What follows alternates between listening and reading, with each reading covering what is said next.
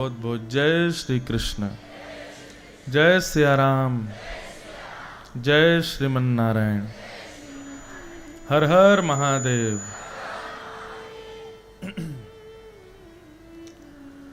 ठाकुर जी की बड़ी कृपा हुई और उसी कृपा का फल मध्य प्रदेश के खंडवा क्षेत्र में अग्रवाल परिवार के सत्संकल्प से श्रीमद् भागवत की साप्ताहिक कथा का मंगल अनुष्ठान हुआ, जिसका आज विश्राम दिवस है।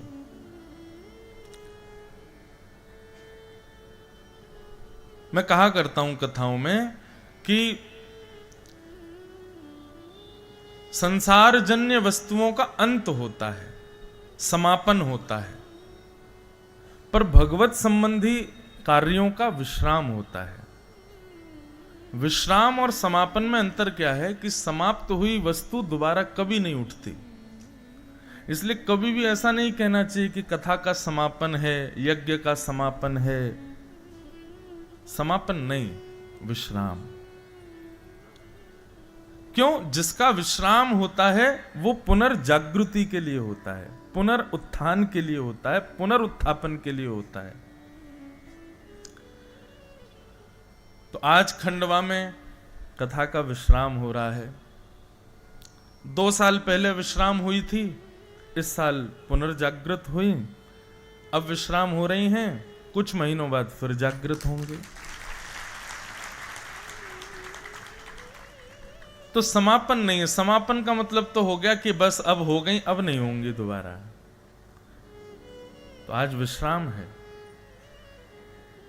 सुबह से कितने लोग हमको बोल चुके, अच्छा सा नहीं लग रहा, अजीब सा लग रहा है महाराज जी, ये हो रहा है। भोजन थाली में रखा है, अच्छा लगता है, पाते हैं, अच्छा लगता है, लेकिन इच्छा ये थोड़ी कि खत्म ही नहीं हो, ये पूर्ण ही ना हो। आज ज्ञान रूपी, भक्ति रूपी, वैराग्य रूपी ये जो प्रसाद है, इसकी आज पूर्णाहुति है। अब भोजन पाने के बाद 100 पदम गच्छेत, भोजन करने के बाद 100 कदम चलना चाहिए, शास्त्र आज्ञा करते हैं, तभी वो भोजन पचेगा। तो आज कथा विश्राम हो रही है, आपको 10 महीने दिए जा रहे हैं, इसको पचाइएगा जो आपने 7 दिन में सुना। और जब ये पच जाएगा, पचने का मतलब क्या है? भागवत का पाचन, ज्ञान का पाचन, भक्ति का पाचन है कि वो अंग में लगता है। पचने का मतलब ये होता है कि जो हमने न्यूट्रिशन लिए हैं, जो हमने खाया है, वो हमारे अंग को लगे। ठीक वैसे ही कथा का पाचन मतलब अब उसको लगाइए अपने आप के स्वभाव में, व्यवहार में, बुद्धि में, विचार में, आपकी नित्य क्रियाओं में वो परिवर्तन दिखना चाहिए कि हाँ कथा सुनी। नहीं तो ये wastage of money, wastage of time सब हो जाएगा। इसका सदुपयोग कीजिएगा। असली कथा तो कल से शुरू होगी, क्योंकि बहती नदी में तो नाव कोई भी चला लेगा। जिस दिशा में नदी बह रही है वहां तो कोई भी चला लेगा, कुछ मत करो, बैठ जाओ, नाव अपने आप चल जाएगी। नाव तो तब चलाई जाती है जब विपरीत दिशा में आप चलाओ, या फिर नदी बहन आ रही हो, समतल पानी हो, तब चलाना पड़े। तो अभी तो 7 दिन में ये बह रहा था ज्ञान, आप सबके अंदर भक्ति प्रकट हो रही थी, ज्ञान प्रकट हो रहे थे, भाव आ रहे थे, नेत्रों में आंसू आ रहे थे। ये सब होना ही है। 7 दिन कथा चल रही है, माहौल अभी अच्छा है। ये भाव रहने चाहिए कल के बाद, तब पता चले कि हाँ कथा सुनी है। माहौल में तो अब घर में ब्याह होता है तो जिसको नाचना नहीं आता वो भी नाचता है। जब बारात ना चल रही हो, डीजे ना चल रहा हो, तब नाच के बता, तब पता चले। माहौल में तो सब भक्ति कर लेते हैं, माहौल में तो सबको ज्ञान हो जाता है, माहौल में तो सब सात्विक हो जाते हैं। गैर माहौल में उसको बनाए रखना, संजोए रखना, ये कथा सुनने का मूल अर्थ है। तो असली कथा तो आपकी कल से शुरू होगी, क्योंकि पंडाल हट जाएगा, हम चले जाएंगे, ये कथा विश्राम हो जाएगी। अब वही संसार के लोग चारों तरफ घूमेंगे, वही संसार की माया आपके आगे पीछे मच्छरों की तरह घूमेगी आपको डसने के लिए। अब बचो उससे। अभी तक तो बच रहे थे, 7 दिन कथा थी। अब कल से लेकर के और जब तक यहां कथा का क्रम होगा तब तक स्वयं को बचाना, ये बताएगा कि हां आपने कथा सुनी। कई जगह लोग कहते हैं महाराज जी कथा कभी विश्राम नहीं होनी चाहिए। मैंने कहा नहीं, होनी चाहिए, निश्चित होनी चाहिए, तभी तो आप अपने आप को निखार पाएंगे, अपने आप को बना पाएंगे।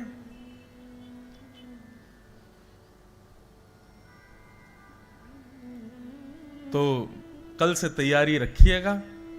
इन 7 दिनों में बंधुओं आपने जो भी सुना, मैं अपनी यथामति यथा योग्यता, अपनी टूटी फूटी वाणी, साधारण सी वाणी में जो सुना पाया, एक अच्छी बात आपको ना मिली हो। अपने गुरु पर हमें विश्वास है, हमें अपनी व्यासपीठ पर विश्वास है, यहां से कोई एक संकेत तो ऐसा जाता है जो जीवन परिवर्तक हो, उसको ढूंढिए, अपनाइए, जीवन में लाइए। सत्य बताएं तो मैं कथा कहने के बाद जब आप लोगों से सुबह मिलता हूं या शाम को सब लोगों से मिलता हूं ना, तो उस समय मैं परखता ही हूं कितना दिख रहा है इनके स्वभाव में, व्यवहार में कथा का गुण। और नहीं दिखता है ना तो मैं सच में टोकता हूं। मैं अपने परिकर के लोगों को भी कह देता हूं कि आप लोग कथा में आते हैं, कथा इतनी कथा सुनते हैं, ये बात क्यों नहीं आ रही आपके अंदर? आनी चाहिए। कथा केवल मनोरंजन का विषय नहीं है बंधुओं, ये कोई एंटरटेनमेंट नहीं है, ये एनलाइटमेंट है, मनोमंथन का विषय है।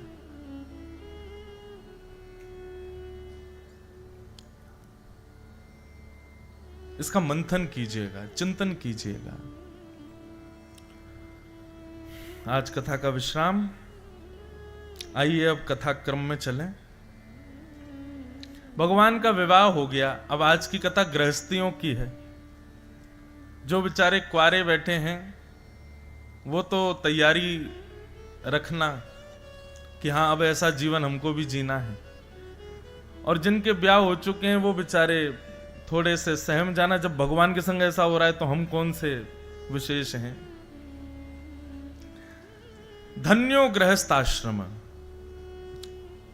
धन्य है गृहस्थाश्रम। एक बार भगवान से नारद जी ने पूछा कि आपको गृहस्थ प्रिय हैं कि सन्यासी प्रिय हैं? वो प्रिय हैं जो परिवार में रहते हैं या वो प्रिय हैं जो सब छोड़ के बाबा जी हो जाते हैं? ठाकुर जी बोले हमको गृहस्थी ज्यादा प्रिय है। नारद जी बोले तो फिर हम लोग काहे को सन्यासी बने घूम रहे हैं? हमें तो लगा था कि हम 24 घंटे आपको याद करते हैं, सोते उठते चलते फिरते हर समय आपको स्मृति में रखते हैं, तो हम ज्यादा प्रिय होंगे। पर भगवान आपको तो गृहस्थी ही प्रिय है। और गृहस्थी प्रिय क्यों है? सारे संसार के जन्य कार्य वो करता है, सारे दूषित क्रियाएं वो करता है, सब कुछ उसके जीवन में होता है, अपने स्वार्थ के लिए जीता है, स्वार्थ के लिए आपको बचता है। ऐसा गृहस्थी आपको क्यों प्रिय है? ठाकुर जी बहुत सुंदर बात कहते हैं।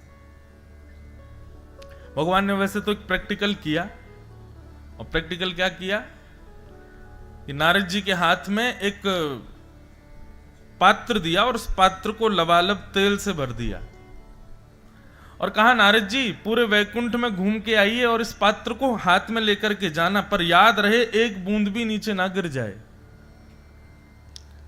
और सुनिए, ये सुदर्शन चक्र मेरा पीछे जाएगा, अगर एक बूंद भी गिरा तो ये चक्र आपको जान से मार देगा।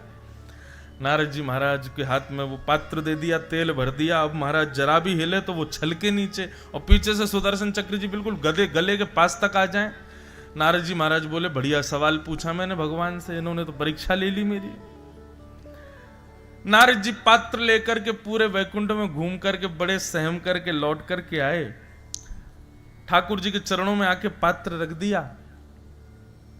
ठाकुर जी बोले बताओ वैकुंठ की गलियां कैसी थी,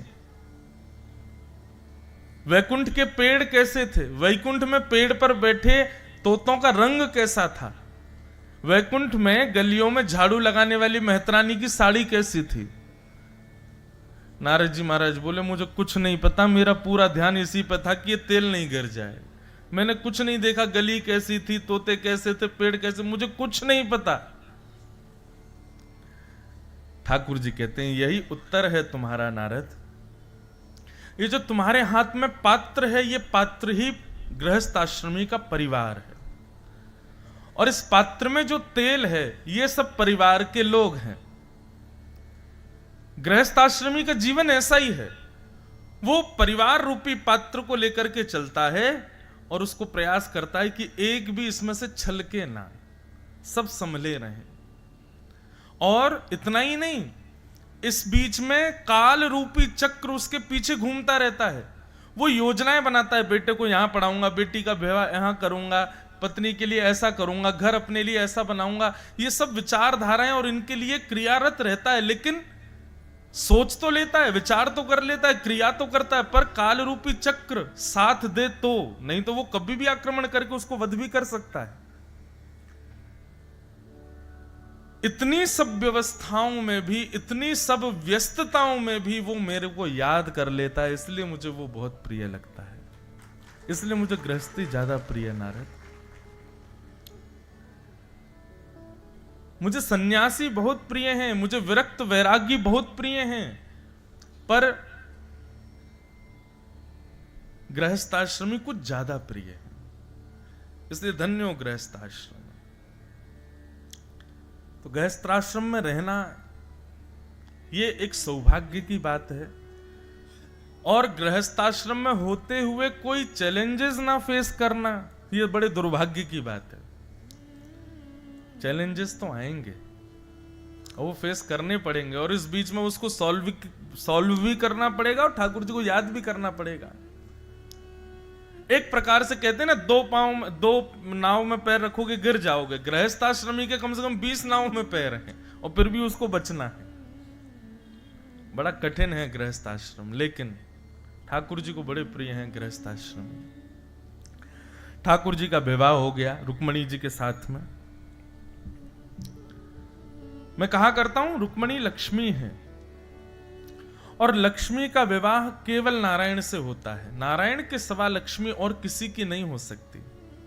बहुत सावधानी से सुनिएगा। लक्ष्मी के प्रति 3 भाव होते हैं हमारे, मां का, पुत्री का और दासी का।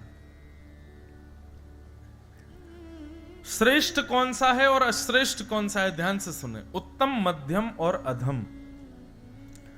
उत्तम व्यक्ति जो होता है वो लक्ष्मी को अपनी बेटी मानता है।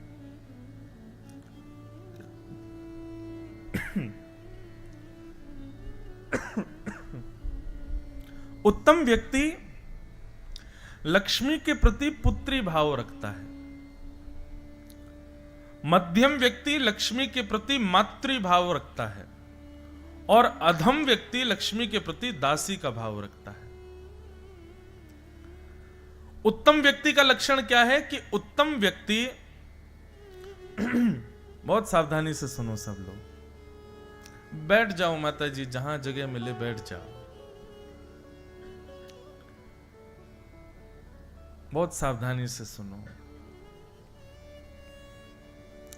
जैसे पहाड़ों पर लिखा रहता है ना कि सावधानी हटी दुर्घटना घटी, ऐसी मैं भी अपनी कथाओं में आगे से लिखवा दूंगा। सावधानी हटी व्यास जी की दुर्घटना घट जाएगी, मैं कथा भूल जाता हूं। फिर आपका सावधान रहना बहुत जरूरी है।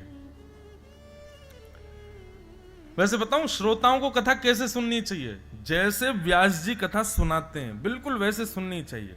एक आसन पर बैठ करके, बिना कहीं और कुछ देखे करे, ना बीच में पानी पी सकते, ना बीच में कुछ कर सकते, बस पूरा ध्यान आप लोगों की तरफ। कौन आ रहा है कौन जा रहा है उसकी तरफ ज्यादा ध्यान नहीं, बस आप लोगों को कथा सुनानी, फुल कंसंट्रेशन, और कहीं दिमाग ना जाए। ऐसे ही श्रोताओं को कथा सुननी चाहिए। कई जगह श्रोता लोग होते हैं, कथा सुनते रहेंगे, बीच बीच में फोन उठा लेंगे, नीचे से उठा के बात कर लेंगे, फोन नीचे चला लेंगे, उसमें कुछ ना कुछ देखते रहेंगे, करते रहेंगे। कभी कभी मुझे लगता है मैं भी ऐसे करूं तो कैसा लगेगा, हैं? कथा सुना तो एक मिनट रुको, हाँ जी बताइए, अभी कथा कर रहा हूं, थोड़ी देर में बात करता हूं। थोड़ा नीचे चला के अपना व्हाट्सएप में भी खोल के देख लूं, कैसा अजीब लगे ना। जब व्यास की करनी पर अजीब लगता है तो फिर श्रोता की करनी पर अजीब क्यों नहीं लगना चाहिए? है ये सारे नियम व्यास जी के लिए ही हैं क्या? श्रोताओं को भी ऐसे ही रहना चाहिए। तो थोड़ा सावधान रहिए। क्या पता आपके जीवन का एक बहुत बड़ा प्रश्न का उत्तर दिया जा रहा था और आपका दिमाग कहीं और था, और फिर जीवन भर उसी उलझन में रहे, यार हमने सुना नहीं, हमको इसका उत्तर नहीं मिला कभी। इसलिए ध्यान से सुनो। क्या बता रहा था मैं? उत्तम, मध्यम और अधम। उत्तम व्यक्ति जो होता है वो घर की लक्ष्मी को अपनी बेटी मानता है, मध्यम व्यक्ति मां मानता है, और अधम व्यक्ति लक्ष्मी को अपनी दासी मानता है। उत्तम व्यक्ति का स्वभाव होता है कि जैसे बेटी के बड़े होने पर उसका विवाह करना चाहिए, ऐसे ही उत्तम व्यक्ति जो होता है वो लक्ष्मी के बढ़ने पर उसका विवाह करता है, और लक्ष्मी का विवाह केवल नारायण से होता है। मतलब ये अनुष्ठान कराना, भक्ति भागवती कथा कराना, इस प्रकार की वैदिक क्रियाओं में धन का व्यय करना, ये एक प्रकार से लक्ष्मी का नारायण से विवाह है। अग्रवाल परिवार ने कथा कराई। अब इस कथा में जो भी व्यवस्था लगी है, उस व्यवस्था में जितना भी खर्चा हुआ, जो भी व्यय हुआ, जो दान दक्षिणा यहां पर दी गई, ये सब किस कैटेगरी में आएगा? उत्तम। मतलब अग्रवाल परिवार की घर की लक्ष्मी का नारायण से विवाह हुआ है। तो एक प्रकार से आप लोगों के जामाता हो गए हमारे ठाकुर जी, जमाई हो गए। क्यों? आप सबकी लक्ष्मी ठाकुर जी ने स्वीकार कर ली। तो ये उत्तम। तो समय समय पर, अच्छा छोटी बेटी का ब्याह नहीं करते हैं, बेटी जब योग्य हो जाए तभी ब्याह करना चाहिए। बाल विवाह नहीं करना है। लक्ष्मी जब योग्य हो जाए, लक्ष्मी जब अधिकारी लगे कि हां अब इसका अधिकार है ब्याह का, तो ब्याह कराओ।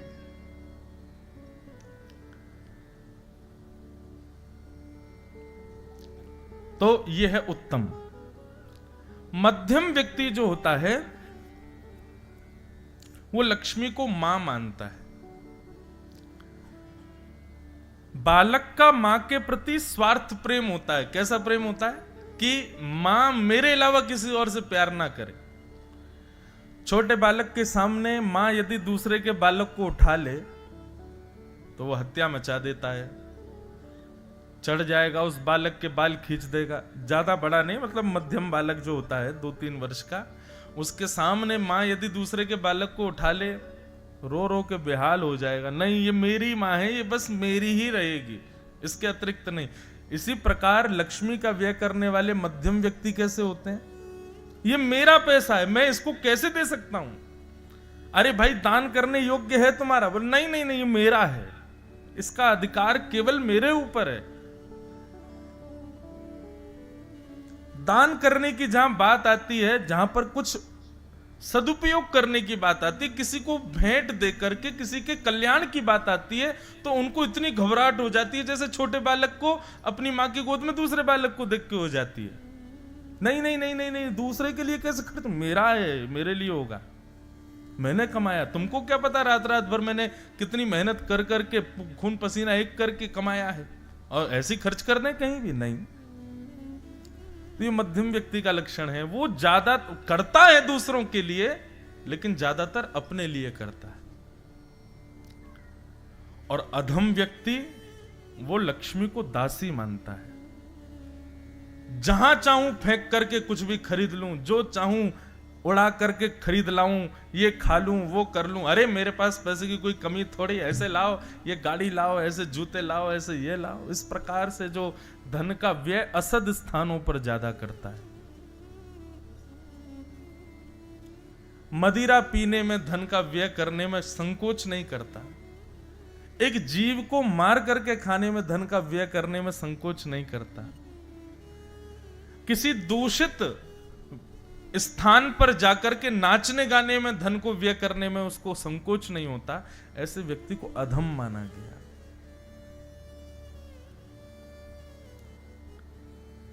उत्तम व्यक्ति की गति है दान, मध्यम व्यक्ति की गति है भोग, और अधम व्यक्ति की गति है नाश। एक बात और, कई लोग कहते हैं महाराज जी हमने खूब गलत काम किए, ठीक है, अपनी तो कोई नहीं बताता, दूसरों की कहते हैं। हमारे एक पड़ोसी हैं, वो महाराज जी खूब पैसा खर्च करते हैं, क्लब जाते हैं, पार्टी करते हैं, दुनिया भर का गंदा खाते हैं, पीते हैं, सब करते हैं, सब ठीक है उनके पास, उनके साथ बुरा नहीं हुआ, कुछ ऐसा कुछ लगता नहीं कि उनके लाइफ में कोई प्रॉब्लम है। उनके साथ नहीं हुआ तो उनके बच्चे भोगेंगे, बच्चे नहीं तो बच्चों के बच्चे भोगेंगे, कहीं ना कहीं तो वो अधोगति आएगी, और वो अभी नहीं तो फिर अगले जन्म में भोगेंगे।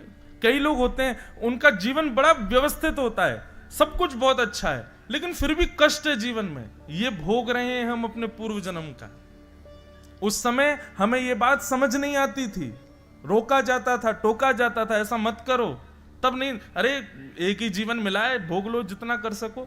फिर अगले जन्म में जब हम लोग किसी सामान्य परिवार में जन्म लेते हैं, सब कुछ अच्छा है, व्यवहार अच्छा है, सब कुछ बढ़िया है, लेकिन फिर भी जीवन में कष्ट बना हुआ है। फिर हम सोचते हैं ऐसा क्यों हो रहा है हमारे साथ। निश्चित ही पूर्व जन्म में आपको रोका गया था, आपको मना किया गया था, लेकिन नहीं माने, इसीलिए इस जन्म में हो रहा है, अब भोगो।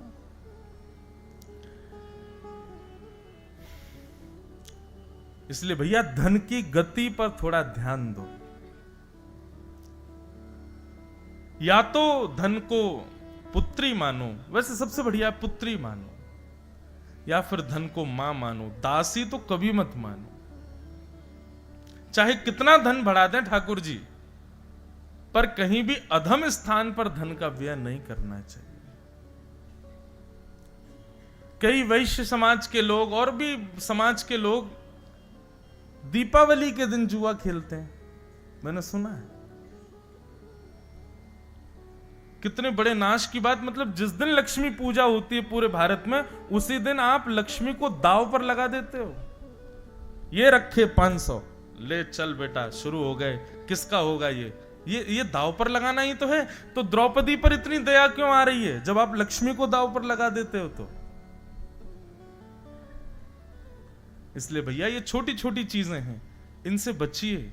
ये बुद्धि विकृत करते हैं, ये मन को मैला करते हैं, ये आपके पूरे जीवन को अव्यवस्थित कर देते हैं।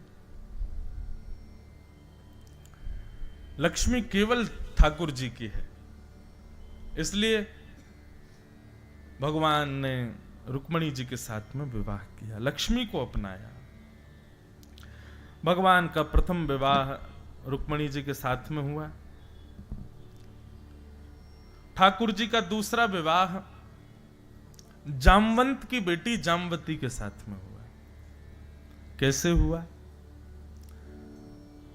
द्वारिका में एक सत्राजित नाम का व्यक्ति रहता था, उसके पास एक मणि थी जिस मणि का नाम था सिमंतक मणि। बहुत ध्यान से सुनिएगा, ये उपाख्यान में लगभग कथाओं में सुनाता हूं। क्यों? क्योंकि इस उपाख्यान को वरदान है कि इस उपाख्यान को सुनने के बाद सुनने वाले और कहने वालों को कभी जीवन में कलंकित नहीं होना पड़ता, इसलिए बहुत ध्यान से सुनना। सिमंतक मणि थी सत्राजित राजा के पास। इस मणि का भाव यह था कि इस मणि की रोज 6-7 घंटे पूजा करो तो ये मणि आपको हजारों किलो सोना देती थी रोज। भगवान को जब ये बात पता चली तो ठाकुर जी ने केवल एक सहज भाव में जाकर के सत्राजित से कहा, तुम अकेले व्यक्ति इतने सारे धन का क्या करोगे? ये सिमंतक मणि हजारों किलो सोना देती है, अकेले व्यक्ति इतने सोने का क्या करोगे? भाई जितना सोना ये हर दिन देती है ना, तुम पूरे जीवन में नहीं भोग सकते इतना। तो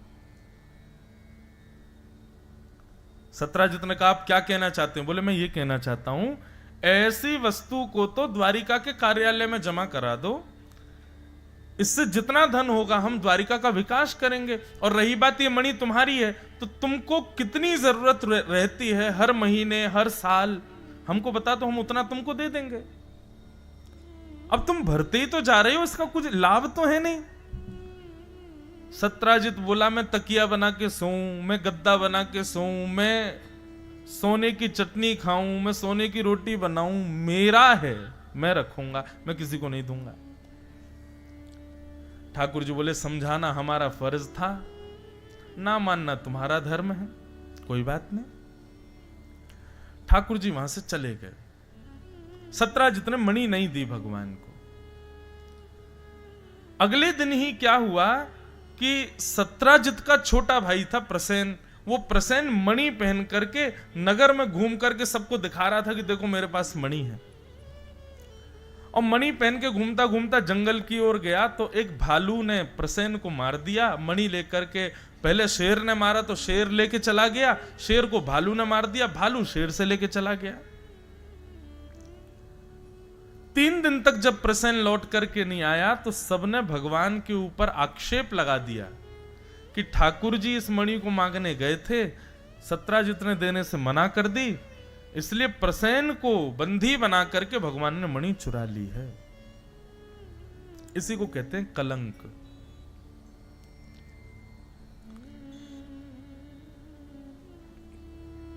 एक पहेली कहते हैं, जल से पतला कौन है, जल से पतला कौन है, कौन भूमि से भारी, और कौन अग्नि से तेज है, कौन काग से कारी। इसका उत्तर कहते हैं, जल से पतला ज्ञान है, पाप भूमि से भारी। जल से पतला ज्ञान है, पाप भूमि से भारी, और क्रोध अग्नि से तेज है, कलंक काग से कारी। कलंक बहुत बुरा होता है। कलंक का मतलब क्या होता है कि आपने कुछ गलत नहीं किया है, लेकिन सारे सबूत और सब कुछ आपको ही आक्षेप लगा करके पूरा दोष आप पर मढ़ रहे हैं। इसको कलंक कहते हैं।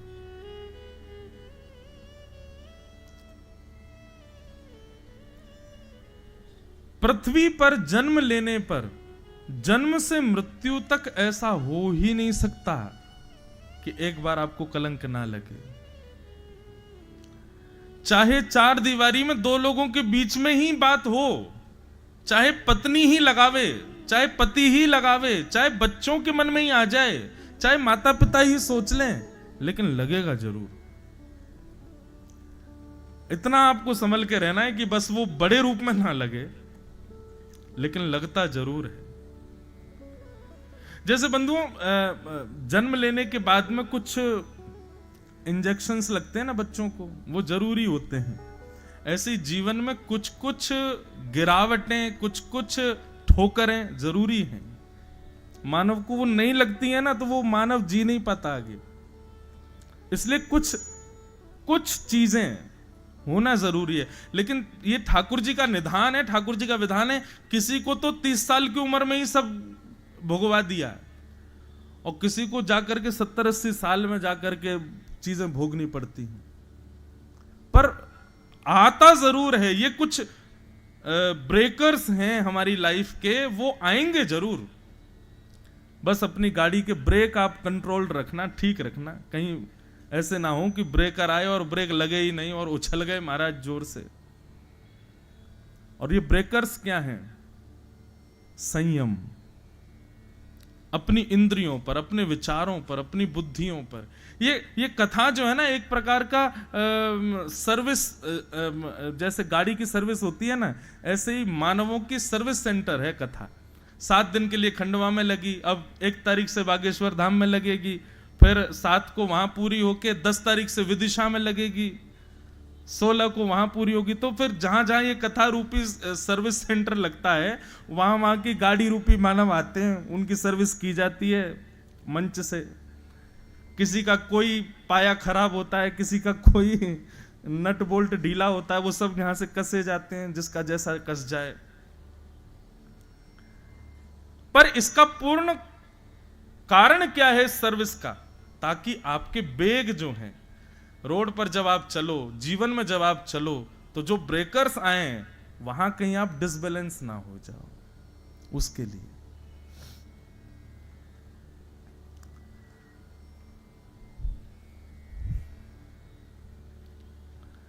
तो कलंक,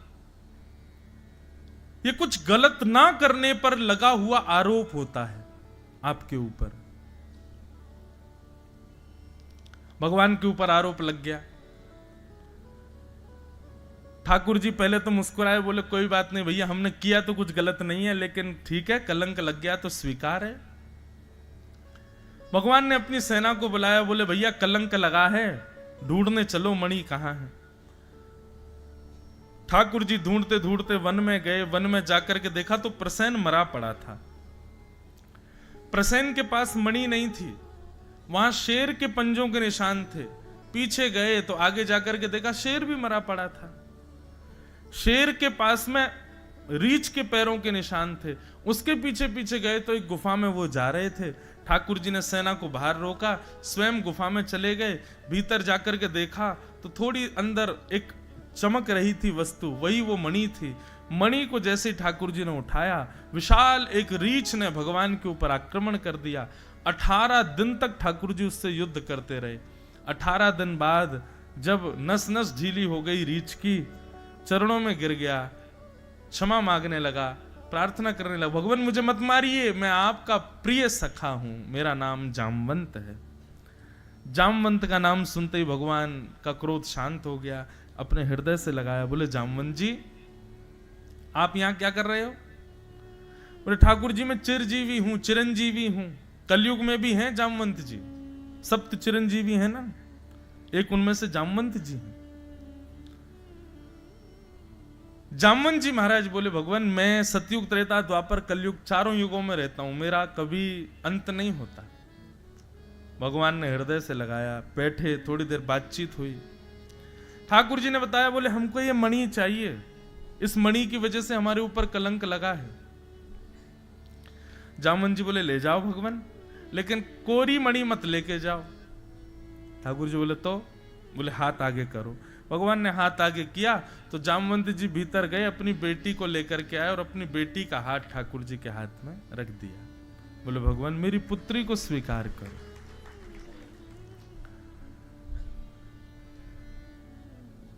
ठाकुर जी बोले एक कलंक हटेगा हमारे ऊपर से, दूसरा लग जाएगा। और कलंक क्या लगेगा? बोले भगवान को मानव कम पड़ गए थे जो भालू की बेटी से ब्याया है। थोड़ा तो विचार करो जामवंत जी। बोले जो ये विचार करना, मर्यादा वर्यादा सब कहीं त्रेता में, अब तो आप लीला पुरुषोत्तम हो। वहां आप मर्यादा पुरुषोत्तम थे, आपकी एक गृहिणी थी, हमने बहुत मर्यादा का पालन किया, लेकिन अब आप लीला पुरुषोत्तम हो, अब तो आप लीला कर सकते हो। भगवान मेरी पुत्री स्वीकार करनी पड़ेगी आपको। और भगवान ने जामवती जी के साथ में दूसरा विवाह किया। एक जगह ऐसी कथा संत जन बताते हैं कि ठाकुर जी ने जामवती को घोड़े पर बैठाया और अपनी काली सौल से उनको ढक लिया। जैसे ही ठाकुर जी द्वारिका पहुंचे, द्वारिका के सब लोग देवी यज्ञ कर रहे थे कि भगवान कुशल लौट करके आ जाएं। छुप करके ठाकुर जी सीधे रुक्मणी जी के कक्ष में गए और वहां जामवती जी को बैठा करके बाहर आ गए। रुक्मणी जी ने जैसे ही देखा ठाकुर जी कक्ष से निकले हैं, रुक्मणी जी प्रसन्न हो गई। बोले आपको तो पूरी दुनिया ढूंढ रही है, आप मेरे कक्ष से बाहर आए? बोले मैं अभी अभी आया हूं। बोले आप कक्ष में क्या कर रहे थे? मुझे ढूंढ रहे थे? ठाकुर जी बोले नहीं आपको नहीं ढूंढ रहा था। वो क्या था देवी, अब मैं बता देता हूं। वन गया था ना, तो वन में एक बड़ी सुंदर तपस्विनी बैठी थी, तपस्या कर रही थी। हमने उससे पूछा कि भाई तुम किस लिए तपस्या कर रही हो? तो उसने कहा हम द्वारिकाधीश से ब्याह करने के लिए तपस्या कर रहे हैं। देवी वो इतनी सुंदर थी, इतनी सुंदर थी, इतना सुंदर रूप था उसका कि हमने द्वारिका लाकर के विवाह करने का विचार ही नहीं किया। वहीं पर ही ब्राह्मण देवता प्रकट हो गए और उन्होंने हमारा ब्याह करा दिया। तो हम उसको लेके आए। जब तक उसका कक्ष नहीं बनेगा तब तक तुम्हारे कक्ष में रहेगी वो। रुक्मणी जी कितना सहे बेचारी। बोले कि एक तो आप दूसरा ब्याह करके आ गए, ऊपर से मेरा कक्ष उसको दे दिया, और तीसरा उसकी इतनी बड़ाई कर रहे हो, इतनी सुंदर, इतनी सुंदर। दिखाना जरा, मैं तो देखूं कैसी। बोले नहीं तुम मत देखना, तुमको लज्जा हो जाएगी फिर अपने ऊपर, वो बहुत सुंदर है। ठाकुर जी मन मन सोच रहे इसको क्या बताऊं, भीतर खिसियामनी बैठी है, उसके लंबे लंबे नाखून खोचा मारेगी। रुक्मणी जी ने श्राप दे दिया, जो भी मेरे कक्ष में है मैं श्राप देती हूं मुझसे थोड़ी कम सुंदर हो जाए। भगवान बोले तुमने हमारा काम बनवा दिया। जैसे ही द्वार खोल करके देखा तो भीतर परम सुंदरी एक कन्या बैठी है, बस हल्की सी सांवली है, रुक्मणी जी से 1% कम है बस। भगवान बोले अब ये बढ़िया हो गई, अब हम पे कलंक और नहीं लगेगा। ये भागवत की कथा नहीं है, एक संत सुना रहे थे। भगवान ने दूसरा विवाह जामवती के साथ किया। बंधुओं, ठाकुर जी रूप देखते ही नहीं है, इस बात को आप कहीं भी लिख लीजिएगा। अगर आप ये सोचते हैं कि आप बहुत गुणवान हो जाओ, सुंदरता हो, सरलता हो, वाणी मीठी हो, सब कुछ गुण ही गुण आपके अंदर हो, निश्चित मानिएगा बहुत ज्यादा गुणवान व्यक्ति भी जो होते हैं ना, वो संसार को ज्यादा प्रिय लगते हैं, ठाकुर जी को नहीं। हाँ, गुणवान बहुत हैं, लेकिन वो गुण का प्रयोग लोक रंजन का नहीं है, तो ठाकुर जी को प्रिय है। ठाकुर जी तो सरल सहज भाव के प्रेमी हैं। भगवान ने जामवती जी के साथ में ब्याह कर लिया। भगवान ने आकर के मणि सबको दिखा दी, बोले जिसकी वजह से हम पे कलंक लगा रहे हो ये रही मणि। और जामवंत और जामवती जी ने आकर के गवाही दे दी, ये मणि कैसे मिली। प्रसेन को शेर ने मारा, शेर को जामवंत जी ने मारा, और जामवंत जी से भगवान लेकर के आए। द्वारिका के लोग अब सत्राजित को गालियां देने लगे, तेने हमारे भगवान के ऊपर कलंक लगाया। सत्राजित बोला मैं कहां जाऊं। सत्राजित बोला इस कलंक से बचने का एक ही उपाय है कि मैं भी अपनी बेटी का ब्याह भगवान से कर दूं, भगवान मेरे संबंधी हो जाएंगे तो फिर कलंक मुझ पे नहीं लगेगा। और सत्राजित ने अपनी पुत्री सत्यभामा का विवाह भगवान के साथ कर दिया। कितने ब्याह हो गए? तो पहला रुक्मणी, दूसरा जामवती, तीसरा सत्यभामा। अब एक ट्विस्ट और हुआ, ये सत्यभामा की पहले किसी और से सगाई हो चुकी थी, और जिससे सत्यभामा की सगाई हुई थी वो व्यक्ति इसीलिए ब्याह कर रहा था कि मुझे दहेज में मणि मिलेगी। भैया, सबसे खतरनाक यदि संसार में कोई अवगुण है ना, तो वो है लोभ। इससे बचो।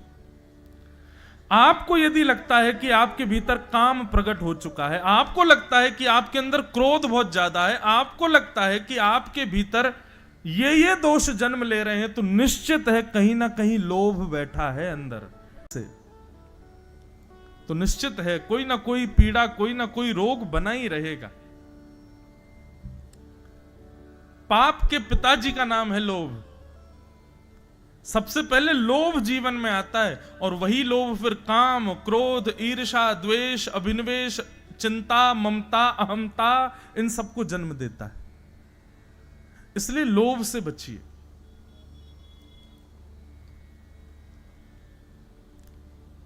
लोभ से बचो। और लोभ सदैव उस वस्तु पर होता है जो हमारी नहीं है, जो किसी और की है, किसी और के द्वारा निर्मित है, उसी वस्तु पर ही लोभ प्रकट होता है, और वही लोभ सब पापों का कारक है।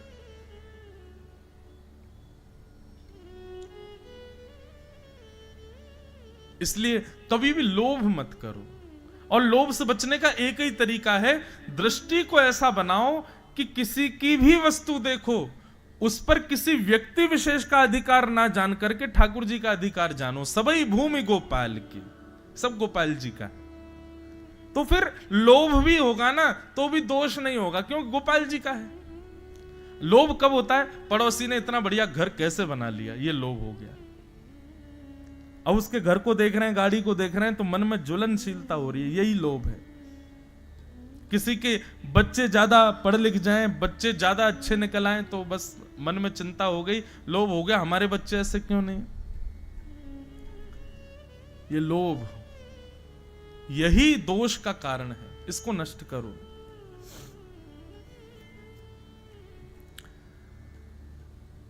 तो सत्राजित ने अपनी पुत्री सत्यभामा का ब्याह भगवान के साथ कर दिया। अब ये खबर पता चली सत्यभामा के पूर्व मंगेतर को, उसको पता चली कि मेरी होने वाली पत्नी का ब्याह तो कर दिया कहीं और हां, भगवान ने दहेज में मणि लेने से मना कर दिया कि मणि मुझको नहीं चाहिए, इसको ले जाओ। जब से ये मणि जीवन में आई है तब से हमको दिक्कत ही हो रही है, ये मणि चाहिए ही नहीं। सत्यभामा के पूर्व मंगेतर सत धनवा ने सोचा कि ब्याह तो हुआ नहीं मेरा, कम से कम मणि चुरा लूं, मणि को तो अपना बना लूं। और उसने अर्धरात्रि में सोते हुए सत्राजित यादव को मार करके उसकी मणि को चुरा लिया। दूसरे दिन जैसे ही भोर हुआ, भगवान अपनी स्वधर्मा सभा में बैठे थे, तभी सत्यभामा रोती रोती आई। भगवान ने पूछा, सत्यभामा आप क्यों रो रही हो? सत्यभामा ने बताया, मेरे पिताजी को दुष्ट सतधनवा ने मार दिया। अपने ससुर जी की मरने की खबर सुनकर के ठाकुर जी बहुत रोए। इतना रोए, इतना रोए, इतना रोए कि महाराज बस गिर पड़े धरती पर रोते रोते। मुझसे बहुत प्रेम करते थे मेरे ससुर जी, मेरे बहुत प्रिय थे, कर नाटक रहे थे ठाकुर जी, लेकिन केवल सत्यभामा को बताने के लिए कि देखो मैं तुम्हारे पिता से कितना प्रेम करता हूं। ठाकुर जी बहुत रोए। अच्छा, सत्यभामा जो है ना, भगवान की पत्नियों में इनका थोड़ा सा स्वभाव बाकी की पत्नियों से थोड़ा विचित्र है। आप कहेंगे भगवान की पत्नी होने के बाद भी, अरे भाई थाली में दाल चावल रोटी सब्जी है, बीच बीच में मिर्च भी तो चाहिए होती है। सब अच्छी अच्छी हो जाए तो कैसे काम चले, तो बीच में एक मिर्च भी है। तो ये थोड़ी सी विचित्र है इनका स्वभाव, लेकिन है अच्छी ये भी, पर थोड़ा सा भगवान के थोड़ी प्रतिकूल रहती हैं। भगवान डरते भी इनसे ही हैं और किसी से नहीं डरते। ठाकुर जी सत्यभामा से ही डरते हैं।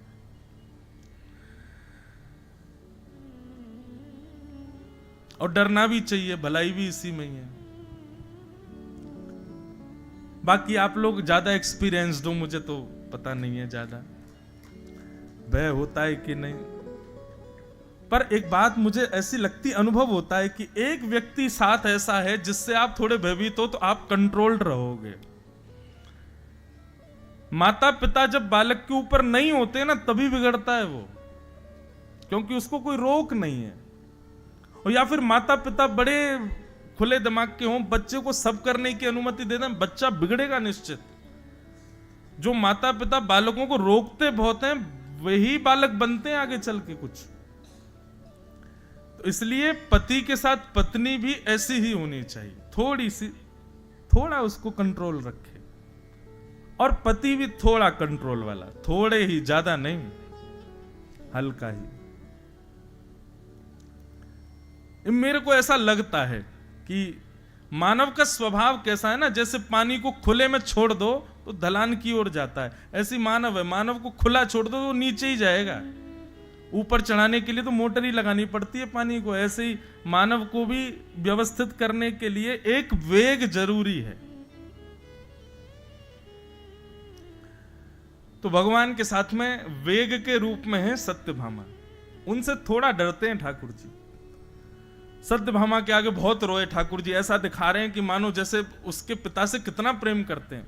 मुझसे बहुत प्रेम करते थे सत्यभामा, मुझे वसुदेव जी से ज्यादा प्रिय थे तुम्हारे पिताजी, कैसे हो गया, मेरे ससुर जी कैसे चले गए। सत्यभामा अपने नेत्र के आंसू पोंछती है, ठाकुर जी को हृदय से लगा के कहती है, आप रोइए मत, मुझे पता आप मेरे पिता से बहुत प्रेम करते हैं।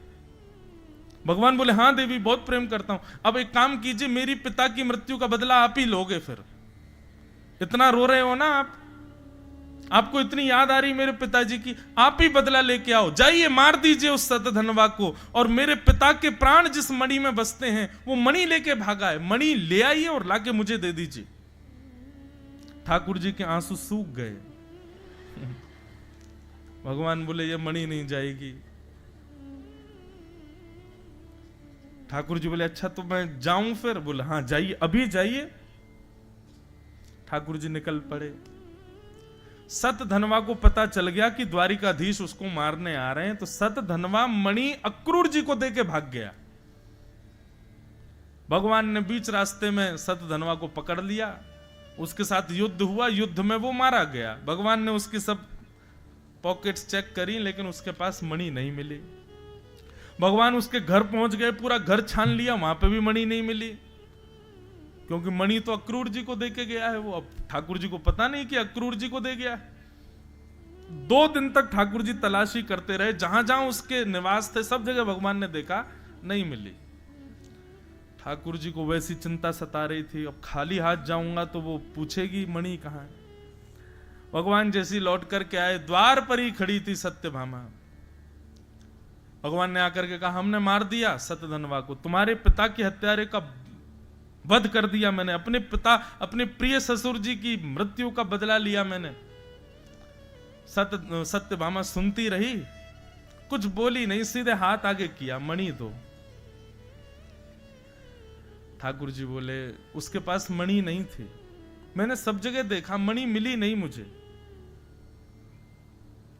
सत्यभामा कुछ नहीं बोली और ठाकुर जी को बस थोड़ी देर क्रोध में देख करके वहां से चली गई।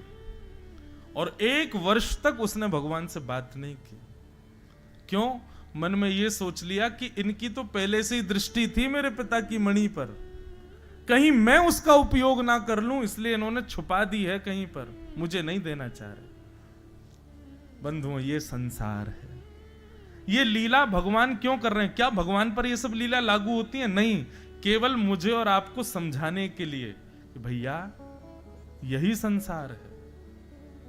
यहां पर आपसे अत्यंत प्रेम करने वाले व्यक्ति भी आपकी एक भूल पर, आपकी एक चूक पर आपको गालियां दे सकते हैं, आपके विपक्ष में जा सकते हैं, आपसे विपरीत हो सकते हैं, आप पर शक कर सकते हैं, संशय कर सकते हैं, आपको कटघरे में खड़ा कर सकते हैं। इसलिए किसी पर विश्वास मत करो, ये संसार है। ठाकुर जी को नहीं छोड़ा जब लोगों ने, तो हम तो मानव हैं।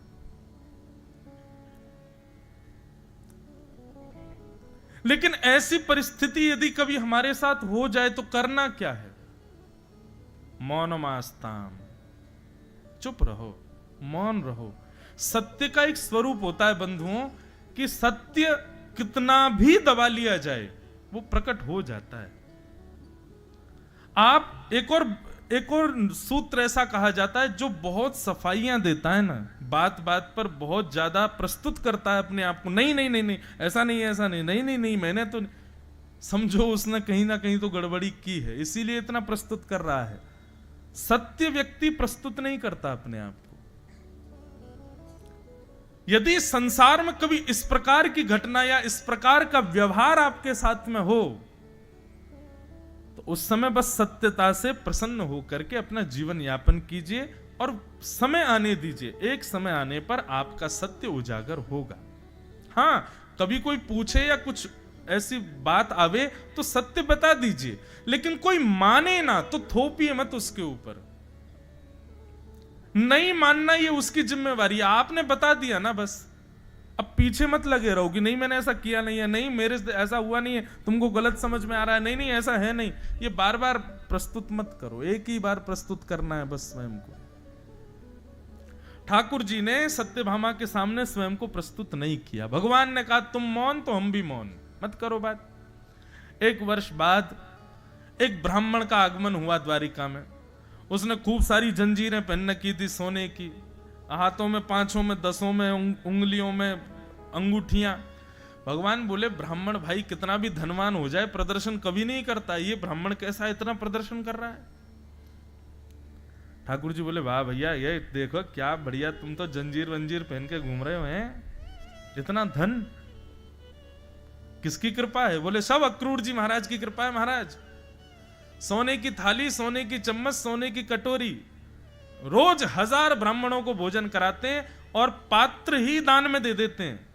ले जाइए ये पात्र, कटोरी, चम्मच, गिलास सब ले जाओ अपने साथ सोने के। भगवान बोले अक्रूर जी पे इतना पैसा कहां से आ गया भाई? तब ठाकुर जी ने मंद मुस्कुराते हुए एक पत्र लिखा। वो पत्र लिख करके कहा अक्रूर जी, हमने सुना है आजकल आप बड़े मठ मंदिर बनवा रहे हो, ब्राह्मणों को बहुत दान कर रहे हो, ये सब समंतक मणि की कृपा है। और मुझे अभी अभी ज्ञात हुआ कि ये सत्राजित को मारने वाला सतधनवा आपका बड़ा अच्छा मित्र था। मुझे आपसे मणि नहीं चाहिए क्योंकि आप मणि का दुरुपयोग नहीं कर रहे हो, पर मैं चाहता हूं कि आप आकर के द्वारिका में प्रस्तुत करें कि मणि आपके पास है। तब अक्रूर जी आए, आकर के भगवान से क्षमा मांगी और सबको दिखाया कि मणि मेरे पास थे।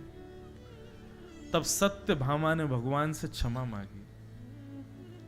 भगवान बोले सत्यभामा,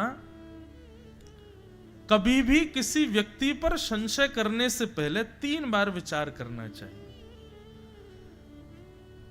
बाकी मेरा स्वरूप ऐसा था कि मैं स्वयं को प्रस्तुत नहीं करूंगा तुम्हारे आगे, सत्य है मेरे साथ और सत्य आज प्रकट हो गया। पर तुमको भी चाहिए कि इतनी जल्दी संशय नहीं करना चाहिए सबके ऊपर। विश्वासो फलदायक, विश्वास करो, विश्वास फल देता है। अगर आप सबके प्रति अविश्वास रखोगे तो जी नहीं पाओगे संसार में। इसलिए कभी कभी ब्लाइंड फेथ, इसको अंधविश्वास नहीं कहेंगे, पर हां कभी कभी आंख बंद करके किसी पर विश्वास करना पड़ता है। सब गलत नहीं होते संसार में। इस प्रकार ये समंतक उपाख्यान हुआ और ठाकुर जी के ऊपर से कलंक हटा। बोलो द्वारिकाधीश की। इस प्रसंग को सुनने से व्यक्ति को जीवन में कलंकित नहीं होना पड़ता, ऐसा हमारे गुरुजन और भागवत में कहा गया है। भगवान का चौथा विवाह कालिंदी यमुना जी के साथ में हुआ। ठाकुर जी एक दिन भ्रमण करते करते अर्जुन के साथ घूम रहे थे वन में, तभी एक श्याम वर्णा परम सुंदरी एक कन्या बैठी थी और ध्यान कर रही थी।